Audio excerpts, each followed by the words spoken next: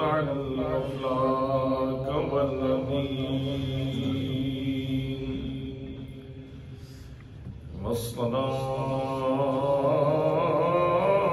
والصلاة والسلام على من كان نبيا وآدم بين الماء والطين وعلى آله وأصحابه أجمعين أما بعد فأعوذ بالله من الشيطان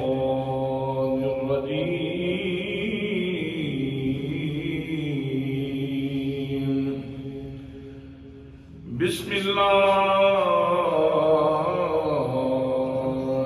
الرحمن الرحيم سبحان الذي أسرى بعبده ليلا من المسجد الحرام إلى المسجد الأقصى الذي باركنا حوله لنريه من آياتنا إنه هو السميع البصير صدق الله مولانا العظيم وصدق رسوله النبي الكريم الأمين الرؤوف الرحيم الصلاة والسلام عليك يا سيدي يا رسول الله وعلى آلك وأصحابك يا سيدي يا صاحب الإسراء والمعراج معراج کی رتیاں گھومیتی معراج کی رتیاں گھومیتی ایک رات دلارا آمد ہے معراج کی رتیاں گھومیتی ایک رات دلارا آمد ہے لولاک کثیرا سر سوہے وہ احمد پیارا آمد ہے لولاک کثیرا سر سوہے وہ احمد پیارا آمد ہے دھرتی سے اٹھا آفات جڑا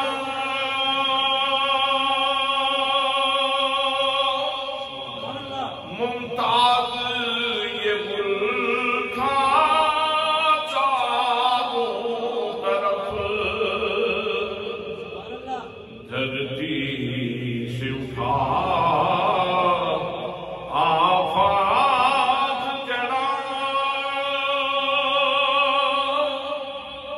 ممتاز یہ ملک تھا چاروں طرف لو حق سے ملنے صلی اللہ لو حق سے ملنے صلی اللہ محبوب ہمارا جاوت ہے لو حق سے ملنے صلی اللہ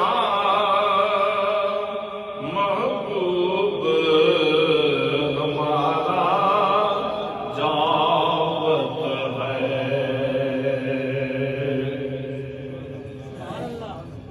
بہت زیادہ عزت و تعظیم و تکریم کے لائق میرے پیارے نبی صلی اللہ علیہ وآلہ وسلم کے پیارے غلاموں،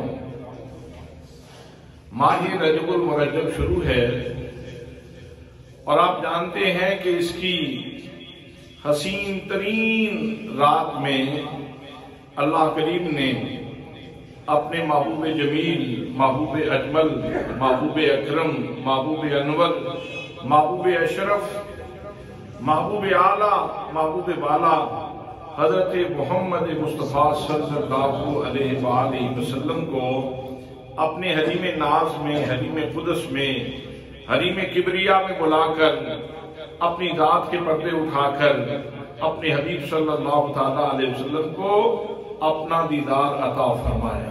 سبحان اللہ، سبحان اللہ۔ کائنات کی سب سے حسین رات وہ رات تھی کہ جس رات میں اللہ کے محبوب صلی اللہ تعالیٰ علیہ وسلم اللہ کا دیدار کر رہے تھے۔ سبحان اللہ۔ اور اللہ کریم نے یہ نعمت اپنے محبوب صلی اللہ تعالیٰ علیہ وسلم کو کیوں عطا فرمائی؟ اس کی بہت ساری حکمتیں ہیں، کچھ روحانی حکمتیں ہیں، کچھ مادی اور انسانی احساسات کے اوپر مشتمل حکمتیں ہیں۔ تو میں چند چیزیں آپ کی خدمت میں عرض کرتا ہوں۔ ایک بات تو یہ ہے کہ حضرت ابو طالب جو ہر موقع پہ نبی مکرم صلی اللہ تعالیٰ علیہ وسلم کے دکھ بانٹا کرتے تھے، آپ کی تکالیف کے ساجی ہوا کرتے تھے، جو بھی رد عمل معاشرے کی طرف سے آتا، صنادید مکہ کی طرف سے آتا، کفار مکہ کی طرف سے آتا، آپ وہ ساری تکلیفیں حضور صلی اللہ تعالیٰ علیہ وسلم کے ساتھ برداشت کرتے رہے۔ ان کا وصال ہو گیا۔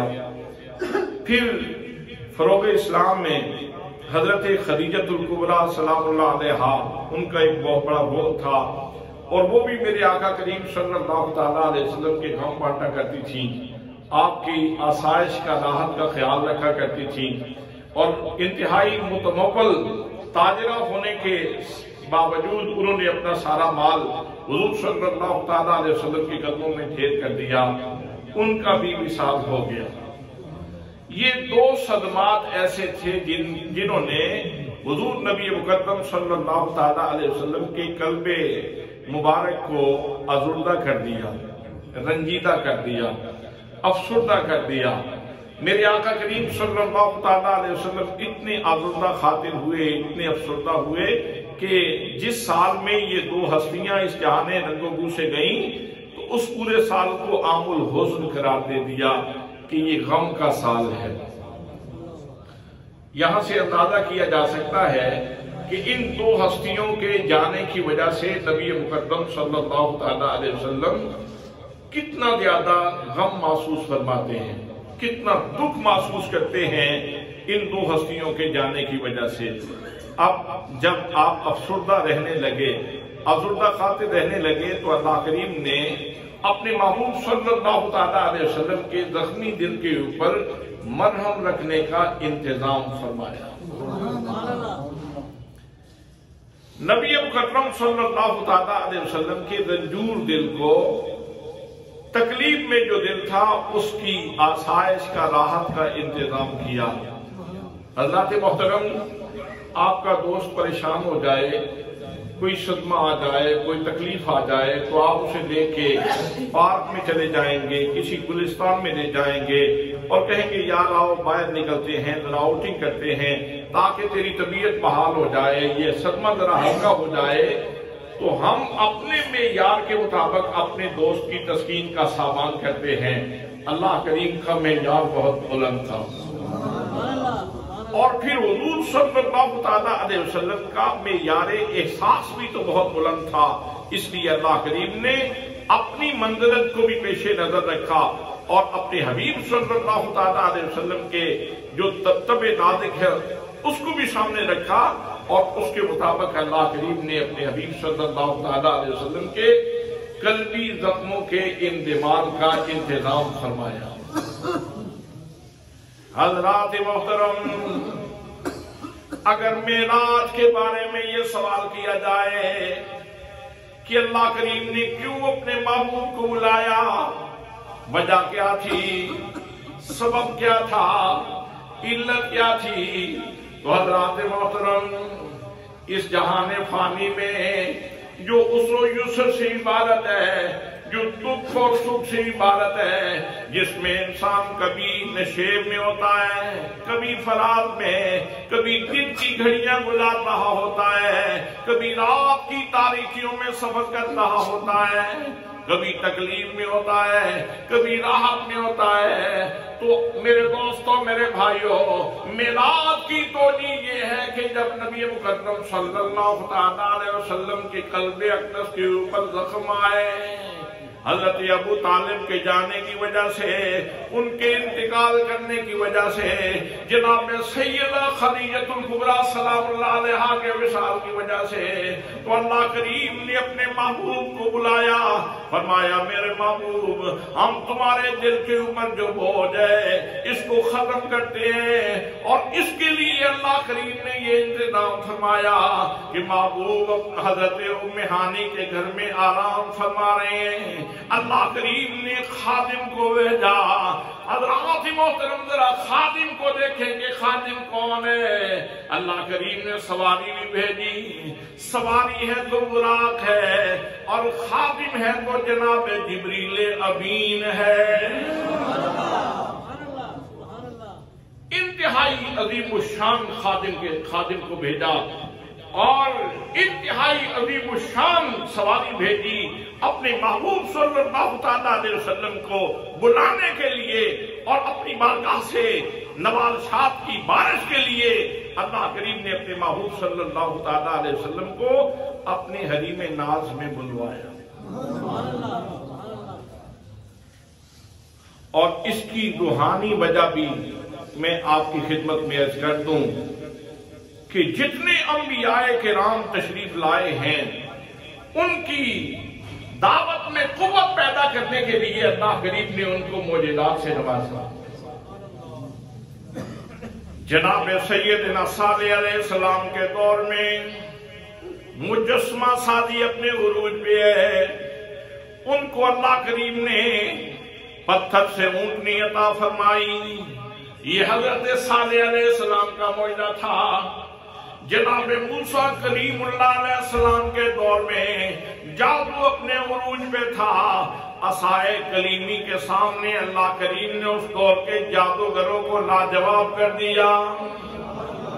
جناب حضرت داؤد علیہ السلام کے دور میں موسیقی اپنے جوبن کے اوپر تھی، بڑے بڑے اچھے کلام پڑھنے والے موجود تھے، لیکن اللہ کریم نے جناب حضرت داؤد علیہ السلام کی زبان میں اور دہن میں اتنی تاثیر رکھی، اتنا خوبصورت لحن عطا فرمایا کہ جناب حضرت داؤد علیہ السلام زبور کی آیات پڑھ رہے ہوتے تھے، اٹھتے ہوئے جھنڈ آتے پرندوں کے، لیکن جب حضرت داؤد کے سامنے آتے تو ان کو پرواز بھول جاتی۔ اتنی تاثیر تھی جناب حضرت داؤد علیہ السلام کے نغمات میں، جب وہ زبور کے نغمات چھیڑا کرتے تھے تو پرندوں کو اپنی پرواز بھول جاتی تھی، اور اگر کہیں کسی نہر کے کنارے پہ بیٹھ جاتے یا دریا کے کنارے پہ بیٹھ کے نغمہ زبوری چھیڑتے تو پانی کو اپنی رفتار بھول جاتی۔ اللہ نے اپنے نبی کو اس قوت قدسیہ سے نوازا۔ جو لوگ اپنے فن موسیقی کے اوپر ناز کیا کرتے تھے، انہیں کہنا پڑا کہ ہم بہت نیچے ہیں اور اللہ کا نبی بہت اوپر ہے، ہمارا فن بہت نیچے ہے اور اللہ کا پیغمبر بہت اونچا ہے۔ حضرات محترم، اسی طرح جناب سیدنا عیسیٰ علیہ السلام کے دور میں طب اپنے عروج کے اوپر ہے، بڑے بڑے حکماء موجود ہیں، بڑے بڑے اطباء موجود ہیں، بڑے بڑے ڈاکٹر موجود ہیں، بڑی بیماریوں کا علاج کرنے والے موجود ہیں، اور ان کو اپنے فن کے اوپر ناز ہے۔ اللہ کریم نے جناب سیدنا عیسیٰ علیہ السلام کو فرمایا، میرے پیارے کلمۃ اللہ، میرے پیارے عیسیٰ اعلان کر دو، लोगों में ऐलान कर दो। जनाब ईसा अलैहिस्सलाम ऐलान फरमा रहे हैं, फरमाते हैं उबरियुल अकमहा वल अबरसा व उहयिल मौता बिइज़्निल्लाह।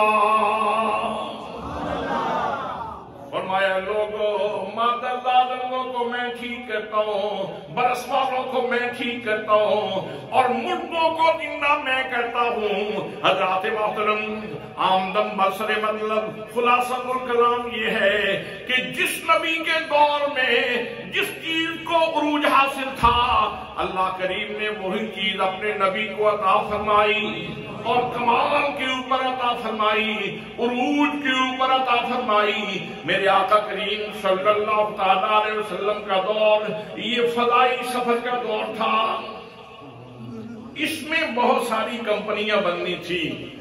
कभी कोई सीरीन एयरलाइन के साथ सफर कर रहा है, कोई PIA के साथ सफर कर रहा है, कोई कतर एयरलाइन के साथ सफर कर रहा है, कोई कुवैत एयरलाइन के साथ सफर कर रहा है, कोई खलाई शटलें छोड़ रहा है, कोई खलाई शटलें बना रहा है, और फदा में खलाई स्टेशन बन रहे हैं।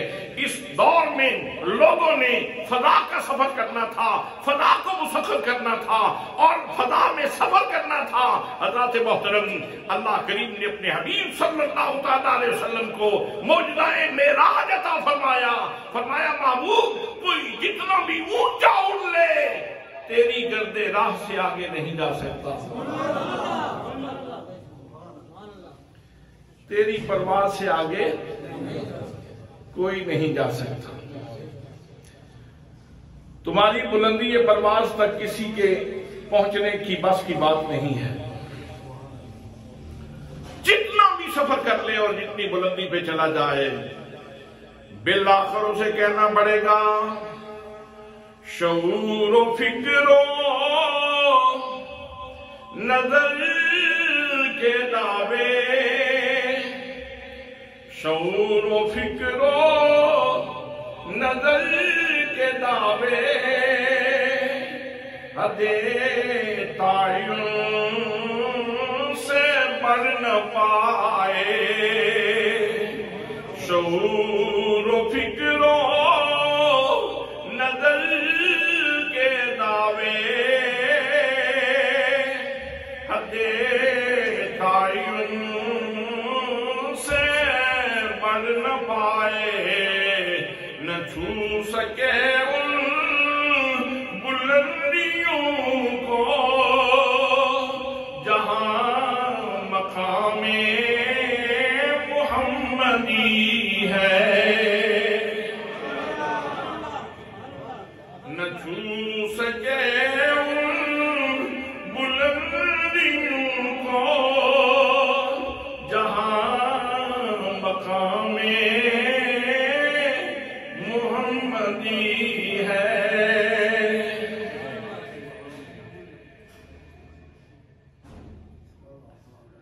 और हजरत पीर मेर अली शाह साहब की जुबान में, आपकी जुबान में अगर कहा जाए तो यूं भी कहा जा सकता है, कोई मिस्र निठोलन दी, कोई चांद पे बैठा हो, कोई किसी खलाई शटल पे बैठा हो, कोई अपोलो 11 के स्टैरन 15 के ऊपर बैठा हो, कोई किसी रॉकेट के ऊपर बैठ के सफर करे, कोई किसी जंगी तैयारे के ऊपर बैठ के सफर करे, तो बिलाखिर उसे ये कहना पड़ेगा कोई मिसल निठोलन दी, कोई मिसल निठोलन दी, चुप करी मेरी अली, इत्थे जा रही हूं बोलन दी, चुप करी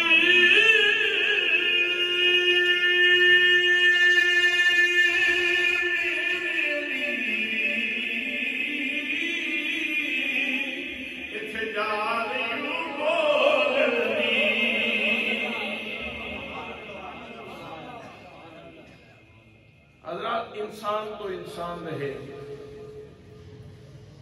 خلائی شکلیں چھوڑنے والے تو وہ رہے، خلائی اسٹیشنوں پہ بیٹھنے والے تو اپنی جگہ پہ رہے۔ یہاں تو صورتحال یہ ہے کہ جناب جبریل امین جو خاتم بن کے ساتھ چلے تھے، جو اپنی ڈیوٹی کے اوپر مامور تھے، مکے سے چلے تو جبریل ساتھ ہے، مسجد اقصی میں پہنچے تو جبریل ساتھ ہے، آسمانی اول پہ پہنچے تو جبریل ساتھ ہے، آسمان ثانی پہ جبریل ساتھ ہے، آسمان ثالث پہ جبریل ساتھ ہے، آسمان رابع پہ جبریل ساتھ ہے، آسمان خامس پہ جبریل ساتھ ہے، آسمان سادس پہ جبریل ساتھ ہے، آسمان سابع پہ جبریل ساتھ ہے۔ لیکن جب سدرۃ المنتہا پہ پہنچے، جبریل بھی ہاتھ جوڑ کے کھڑا ہو گیا، کہنے لگا میرے کریم اور میرے محبوب، یہاں سے آگے میں نہیں جا سکتا، یہاں سے آگے آپ جائیں گے۔ فرمایا جبریل کیوں نہیں جا سکتے؟ عرض کی کریمہ لو اگر ایک کورے کے برابر بھی آگے جاؤں تو جل جاتا ہوں۔ اس سے آگے جانا میرے بس کی بات نہیں۔ جناب جبریل امین کھڑے ایڑیاں اٹھا اٹھا کر کے دیکھتے رہ گئے، میرے مصطفیٰ صلی اللہ علیہ وسلم کہیں آگے نکل گئے اور اللہ کی جناب خاص میں پہنچے۔ تو حضرات یہ دور تھا ترقی کا، فضا میں سفر کرنے کا، خلائی شکلیں چھوڑنے کا، چاند کے سینے پہ انسان کے قدم رکھنے کا، اور ایئر لائنوں کے ذریعے سفر کرنے کا۔ کبھی اس ملک میں آپ موجود ہیں تو کبھی دوسرے ملک میں چلے جاتے ہیں، 2 گھنٹے پہلے پاکستان میں ہوتے ہیں تو 2-3 گھنٹوں کے بعد کسی اور ملک میں چلے جاتے ہیں، سمندر آپ کراس کر لیتے ہیں۔ حضرات یہ دور تھا ترقی کا دور، یہ دور تھا فضا میں سفر کرنے کا دور، یہ دور تھا خلائی شکلیں چھوڑنے کا دور۔ تو ہو سکتا تھا کہ انسان اپنے اس فن پہ ناز کرتا اور کہتا کہ دیکھو یہ مادی دنیا، اس میں ہم کتنے آگے نکل گئے، اور روحانیت نے ہمیں جکڑ کے رکھا ہوا ہے، ہمیں آگے نہیں جانے دیتی۔ حضرات محترم، اللہ نے اپنے حبیب صلی اللہ علیہ وسلم کو اتنا بلندی پہ سفر کروا دیا اور کہا کہ سفر کرنے والے روحانیت کا میدان بڑا وسیع ہے، بڑا وسیع ہے۔ یہ نہ کہنا کہ ہمیں جکڑ کے رکھا تھا، بلکہ اقبال قلندر لاہوری رحمت اللہ تعالی علیہ نے تو بڑی خوبصورت بات کہی۔ وہ کہتے ہیں سبق ملا ہے یہ معراج مصطفیٰ سے مجھے، سبق ملا ہے یہ معراج مصطفیٰ سے مجھے، کہ عالم بشریت کی زد میں ہے گردوں، جو اصل مقام بشریت ہے نا وہ حضور صلی اللہ علیہ وسلم کو حاصل ہے۔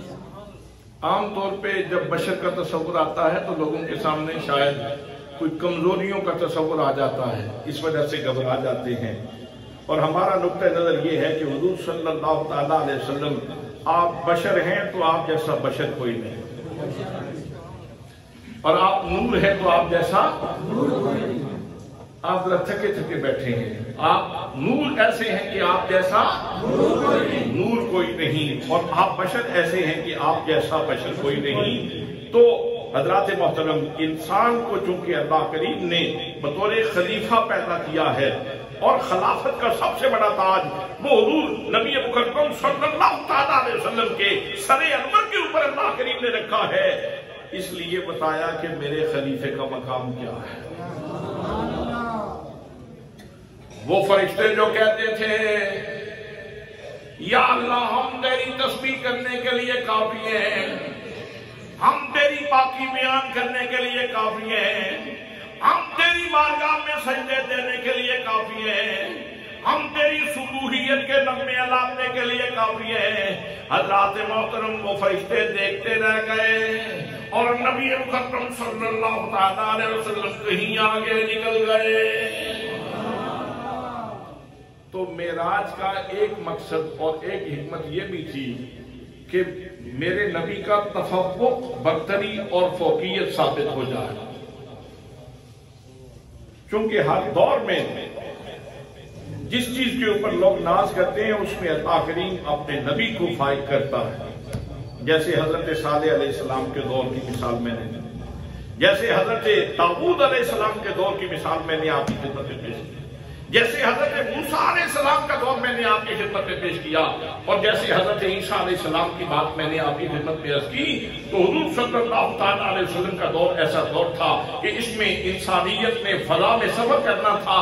اللہ نے اپنے نبی کو وہاں پہنچایا کہ جسم تو جسم کی بات ہے، کسی کا تصور بھی وہاں نہیں پہنچ سکتا. سبحان اللہ. اگلے جمعے پہ کہہ لیں گے کوئی بات تو میں نے بڑی مدد کی کہہ دی ہے. بھئی جسم کا پہنچنا تو بڑی دور کی بات ہے، تصور بھی نہیں پہنچ سکتا، کسی کی فکر بھی نہیں پہنچ سکتی، کسی کا تخیل بھی نہیں پہنچ سکتا. جہاں اللہ کریم نے اپنے حبیب صلی اللہ علیہ وسلم کو پہنچایا تو حضرات اللہ نے اپنے نبی کی فوقیت تو ثابت کرنا ہی تھی، لیکن انتظام کیا خوبصورت فرمایا. وہ نبی مکرم صلی اللہ علیہ وسلم جن کی زندگی کا معمول یہ ہے، جو راتوں کو اٹھ کے عبادت کرتے ہیں، اتنی عبادت کرتے ہیں کہ اللہ کریم کو یہ کہنا پڑتا ہے. فرمایا یا ایھا المزمل قم اللیل الا قلیلا نصفہ او انقص منہ قلیلا. اللہ فرماتا ہے اور میرے چادر لینے والے محبوب قیام کیا کرو مگر تھوڑا کیا کرو نا. تمہارے پاؤں متورم ہو جائیں، پنڈلیاں سوج جائیں، عبادت میں مجھے یہ گوارا نہیں ہے، محبوب تھوڑا قیام کیا ہے. سبحان اللہ. انسان کس لیے پیدا ہوا ہے؟ عبادت کے لیے. جتنی کوئی عبادت کرے بے شک کرتا رہے، لیکن ایک ہستی ایسی ہے کہ جن کو کہا جا رہا ہے قیام کیا کرو مگر تھوڑا کیا کرو نا. سبحان اللہ. سبحان اللہ. قیام کیا کرو مگر تھوڑا کیا کرو. نصفہ او انقص منہ قلیلا. فرمایا محبوب آدھی رات کر لیا کرو یا آدھی رات سے بھی کم کر لیا کرو، لیکن مجھے معلوم ہے تیرے سینے میں میرے پیار کا جو دیا جلتا ہے، تیرے سینے کے اندر جو میری محبت موجود ہے وہ تجھے کم نہیں کرنے دے گی. اس لیے محبوب لے میں تجھے اجازت دیتا ہوں، اگر بڑھانا چاہو تو فرمایا او زد علیہ، محبوب بڑھا لو. آدھی رات کرو تو تمہاری مرضی ہے، آدھی رات سے کم کرو تو تمہاری مرضی ہے، اور آدھی رات سے زائد کرو تو تمہاری مرضی ہے. باقی ساری مخلوق کے لیے حکم یہ ہے کہ عبادت بھی میری ہوگی اور مرضی بھی میری ہوگی. لیکن جب اپنے محبوب کی باری آتی ہے تو فرمایا محبوب عبادت میری ہے لیکن مرضی تیری ہے.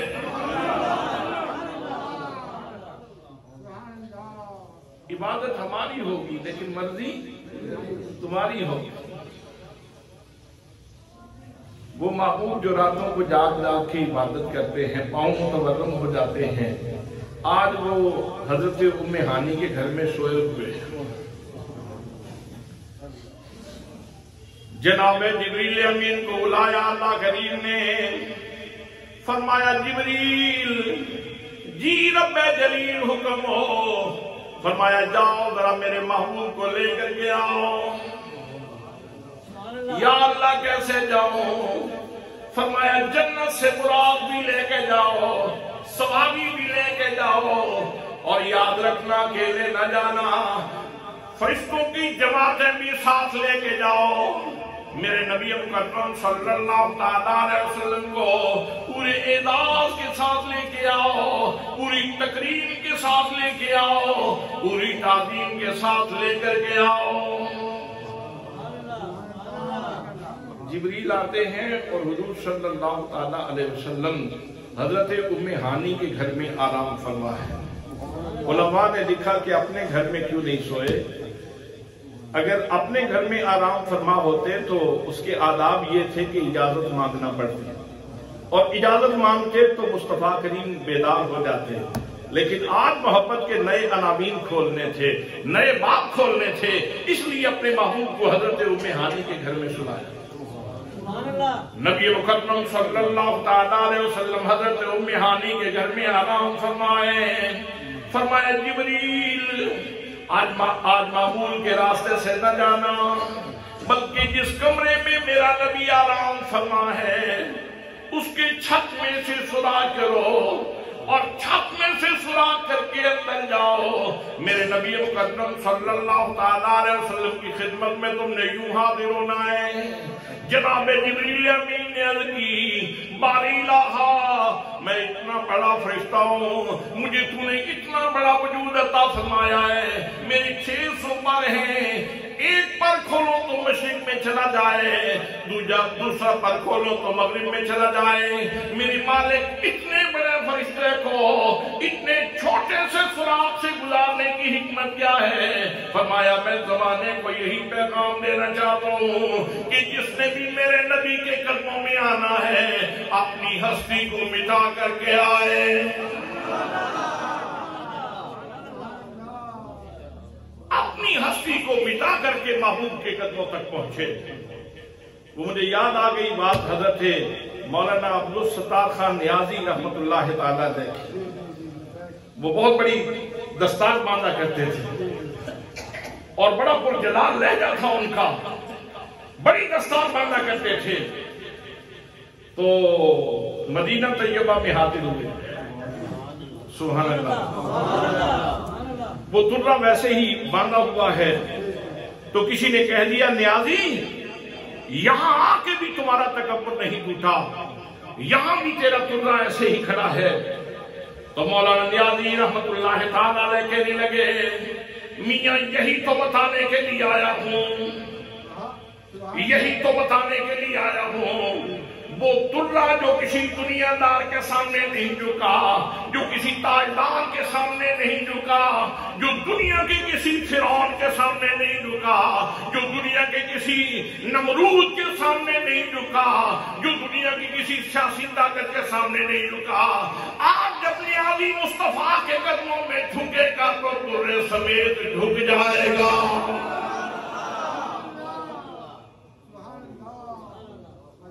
کہا یہی تو بتانے کے لیے آیا ہوں کہ آج جب نیازی جھکے گا تو تجھے سمیت مصطفیٰ کے قدموں میں جھک جائے گا۔ تو جس نے یہاں آنا ہے وہ اپنی ہستی کو مٹا کر کے آئے۔ یہی بات تو اللہ کریم ارشاد فرماتا ہے، لا ترفعوا اصواتکم فوق صوت النبی، اے صدیق اکبر، اے فاروق اعظم، اے عثمان غنی، اے علی حیدر کرار، اے بلال، اے صہیب رومی، سلمان فارسی، میرے مصطفیٰ کی بارگاہ میں بیٹھنے والوں، یہ بارگاہ انتہائی نازک ہے، اس کے آداب کا خیال رکھنا، تمہاری آواز بھی اونچی نہ ہو۔ لا ترفعوا اصواتکم فوق صوت النبی ولا تجہروا لہ بالقول کجہر بعضکم لبعض، اور جس طرح آپس میں ایک دوسرے سے بات کرتے ہو ویسے بات نہ کرنا۔ کیا ہوگا اگر ایسا کیا؟ ان تحبط اعمالکم، کہیں ایسا نہ ہو تمہارے اعمال ضائع ہو جائیں، وانتم لا تشعرون، اور تمہیں خبر بھی نہ ہو۔ تو یہ وہ بارگاہ ہے کہ جہاں نفس گم کردہ می آیت جنید و بایزید اینجا، یہاں کو جنید و بایزید بھی اپنا سانس روک کے حاضر ہوتے ہیں، تو جناب جبریل امین مصطفیٰ کے قدموں میں پہنچتے ہیں، حضور آرام فرما ہے۔ الکی بار الہا، تیرے محبوب کو جگاؤں تو کیسے؟ ملا معین واعظ الکاشفی نے معارج النبوہ کے اندر لکھا، جناب جبریل امین نے عرض کی، مالک تیرا محبوب سویا ہوا ہے، اس کو جگاؤں کیسے؟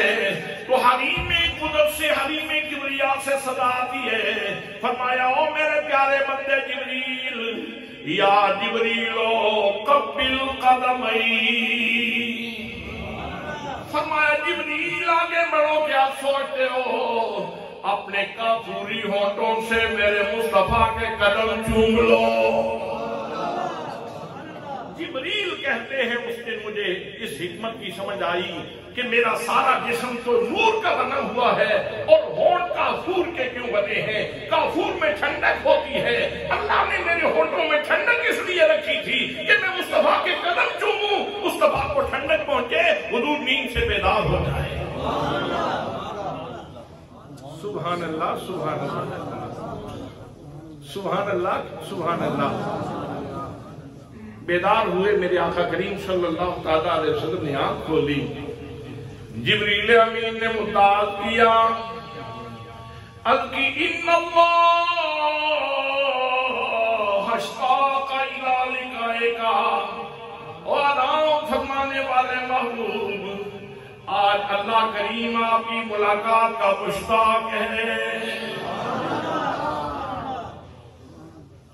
सोने वालों, वो बुला रहा है जिसे न ऊंघ आती है न नींद आती है, वो बुला रहा है। इन्नल्लाह हश्ताका इला लिकाएका, आपकी मुलाकात का मुश्ताक है। तो ये अपनी मर्जी है मालिक की।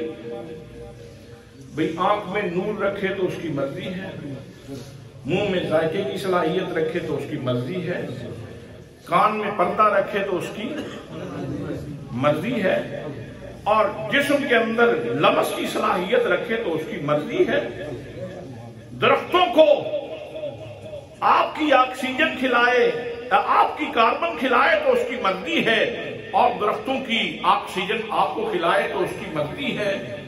पानी में बरूदत रखे तो उसकी मर्जी है, आग में हरारत रखे तो उसकी मर्जी है, महबूब को सुलाए तो उसकी मर्जी है, जिब्रील भेज के जगाए तो उसकी मर्जी है, और वो महबूब के कदम जिब्रील से चुमवाए तो उसकी मर्जी है, और महबूब को ये पैगाम दे कि तेरा रब तेरी मुलाकात का मुश्ताक है तो ये उसकी मर्जी है।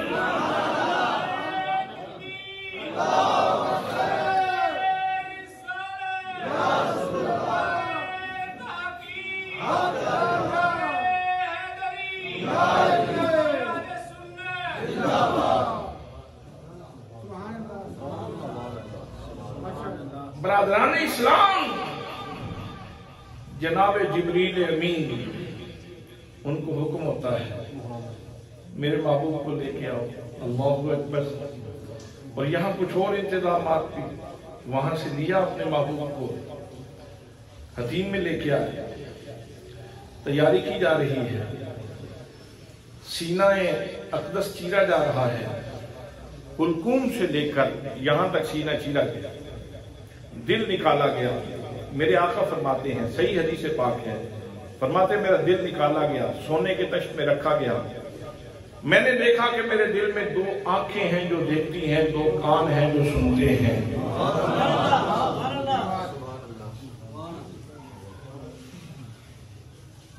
कल्बे अकदस को चीरा क्यों गया? कई लोग उमूमी तौर पे तकारीर करते हुए ये कहते हैं, देखें उहद में चोट लगी थी, खून निकला था, हमारे जैसे ही थे तो तभी तो खून निकला था, हमारे जैसे ही थे तो इसी वजह से तो खून निकला था। तो वही मेराज की रात तो सारा सीना चीरा गया, वहां तो कोई खून की बूंद तक नहीं निकली। मेरे दोस्तों, अल्लाह करीम ने अपने महबूब सल्लल्लाहु अलैहि वसल्लम की शान दिखानी थी। उहद में खून निकले तो उसके अंदर भी हिकमत मौजूद है, और मेराज की रात खून ना निकले तो उसमें भी हिकमत मौजूद है। वहां कसरत से मौजूदात का ज़हूर हो रहा था, उससे पहले तो खून निकाल दिया ताकि कोई खुदा न समझे, और यहाँ खून निकलने नहीं दिया ताकि कोई अपने जैसा भी न समझे।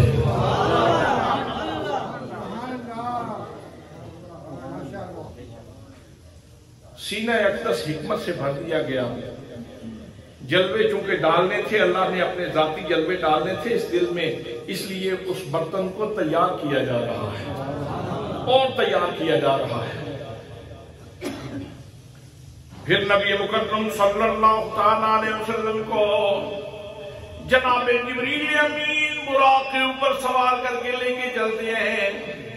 जिब्रील ने लगाम पकड़ी हुई है, नबी मुकर्रम सल्लल्लाहु ताला अलैहि वसल्लम बुराक के ऊपर सवार हैं। 70,000 मलाइका की जमात साथ है, वो नगमाते दरूद सलाम में मसरूफ हैं। हज़रात मोहतरम फरिश्ते पढ़ रहे हैं, सय्यदुना करीम सल्लल्लाहु अलैहि व आलिहि वसल्लम, सय्यदुना करीम सल्लल्लाहु अलैहि व आलिहि वसल्लम। नगमाते दुरूद सलाम जारी हैं। सय्यदुना करीम उनका माना है हमारे आका करीम है, और भी सीगे बोले होंगे, लेकिन करीने हाल करीने क्यास यही है, हमारे आका बड़े करीब हैं। फरिश्ते दरूद और सलाम पढ़ते हुए जा रहे हैं। नबी मुकर्रम सल्लल्लाहु अलैहि वसल्लम इरशाद फरमाते हैं इस सफर के दौरान मैं तुम्हें क्या बताऊं कि मैंने क्या देखा। फरमाते हैं मररतु बिक़ब्रि मूसा वहुव क़ाइमुन युसल्ली फी क़ब्रिही। फरमाते हैं और लोगों, मैं जनाब मूसा अलैहिस्सलाम की कब्र के पास से गुजरा, मैंने देखा कि जनाब मूसा कलीमुल्लाह अलैहिस्सलाम अपनी कब्र में खड़े होकर नमाज पढ़ रहे हैं।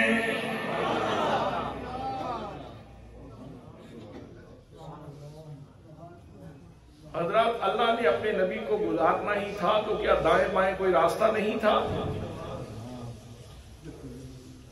यहां से कोई खास मोटरवे जाती थी, कोई खास शाहराह थी, कोई खास रास्ता था, कोई खास तरीक था, कोई सबील था, कोई खास रास्ता था कि यहां से गुजारना जरूरी था। हजरत बात ऐसी नहीं है। अल्लाह करीम कुरान मुकद्दस में इरशाद फरमाता है लिनुरियहु मिन आयातिना, हम चाहते ये थे कि अपने नबी को अपनी निशानियां दिखाएं। मकसूद ये था, पूरे सफर का मकसूद अल्लाह ने बयान फरमाया लिनुरियहु मिन आयातिना, हम चाहते ये थे कि अपने नबी को अपनी निशानियां दिखाएं। नबी मुकद्दम जब निशानियां देखने के लिए निकले तो पहली जो निशानी मेरे पाक नबी ने बयान फरमाया अल्लाह की निशानी ये है कि मैंने जनाब मूसा कलीमुल्लाह अलैहिस्सलाम को उनकी कब्र में देखा। जनाब मूसा खड़े होकर नमाज पढ़ रहे थे।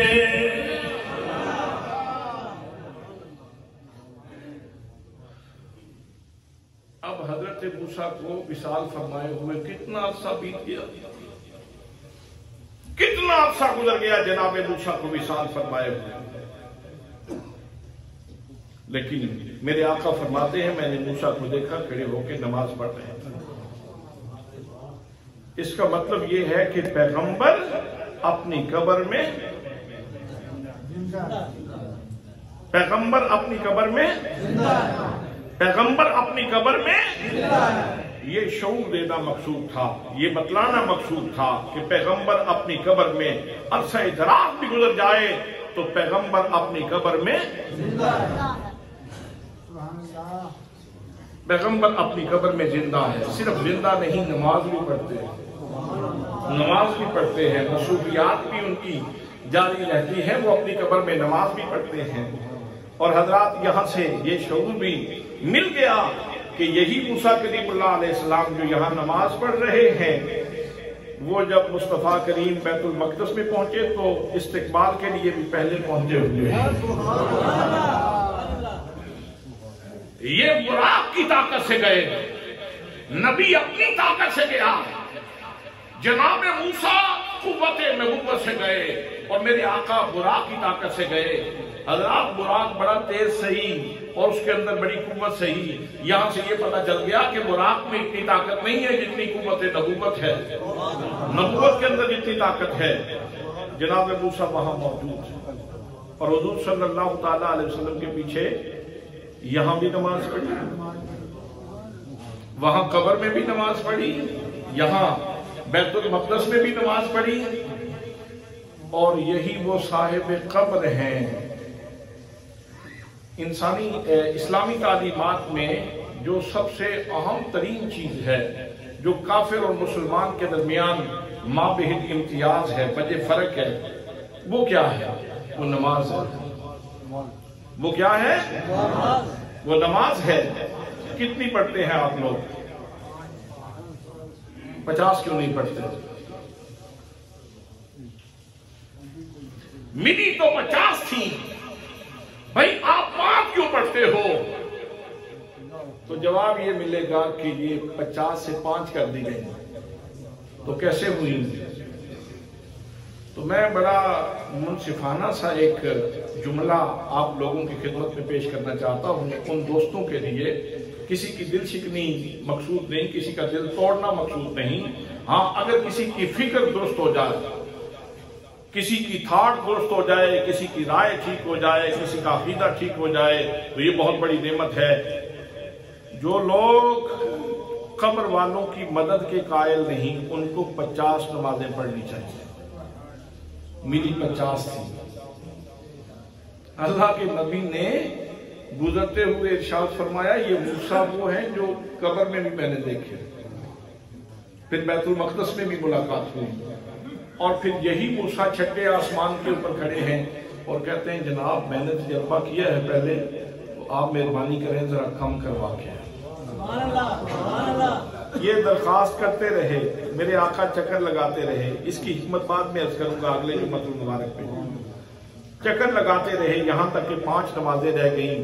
حضرات یہ 50 سے 5 ہوئی ہیں تو ایک صاحب قبر نبی کے توسل سے ہوئی، ان کے وسیلے سے ہوئی ہیں، ان کی ریکویسٹ کے اوپر ہوئی ہیں، ان کی درخواست کے اوپر ہوئی ہیں، اور پوری امت مسلمہ جناب موسیٰ کی ممنون ہے۔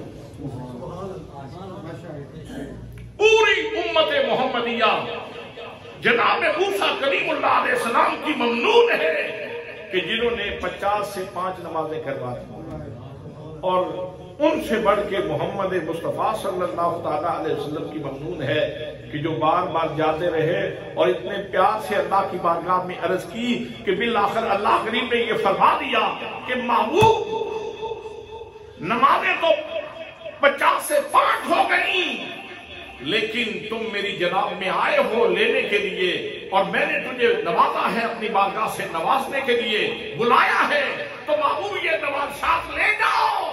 اب تیرا جو امتی 5 نمازیں پڑھے گا، ہم اسے ثواب 50 کا۔ سبحان اللہ، سبحان اللہ۔ وہ اس واسطے بھی کئی لوگوں نے جڑے چوکھے نماز دے شائق ہیں، بعد وچ انج نہ ہوئے موسیٰ دا شکوہ کرتے رہن، اور میں 6 پڑھنی اسی جناب موسیٰ نے 5 کروا دی۔ نہیں تو ہم سمجھ آئی، تاکہ بعد موسیٰ کریم اللہ علیہ السلام کا کوئی شکوہ نہ کرتا رہے، اور میں تے 12 پڑھنی ہے سن، موسیٰ علیہ السلام 5 کروا دیتے۔ میں تے اتنی نمازوں کا ثواب لینا سی، جناب موسیٰ نے اتنی کروا دیتی ہیں۔ اللہ نے فرمایا ہے موسیٰ کا گلہ بھی نہ ہو، کوئی موسیٰ علیہ السلام کا گلہ بھی نہ کرے، ان کے شکوہ بھی نہ کرے، تم 5 پڑھو میں 50 کا ثواب عطا فرماؤں۔ اور دن میں یہ تحفہ عطا فرمایا، دن میں 5 دفعہ یہ نماز کا عظیم تحفہ ہے، عظیم تحفہ۔ اور اس کے بارے میں وہ روایت لکھی ہے حضرت مجدد الفسانی نے، الصلاۃ معراج المومنین، نماز مومن کی معراج ہے، نماز مومن کی معراج ہے۔ انشاءاللہ اس کے اوپر پھر بعد میں بات کریں گے اگلے جمعہ مبارک پہ۔ دعا ہے کہ اللہ کریم ہمیں سرکار کی شان بھی سمجھنے کی توفیق نصیب فرمائے، اور نماز کی لطافتوں کو بھی سمجھنے کی توفیق نصیب فرمائے، اور ہمیں قلبی حضوری کے ساتھ اپنی جناب میں کھڑے ہونے کی توفیق نصیب فرمائے۔ ایک اعلان سماعت فرما لیں۔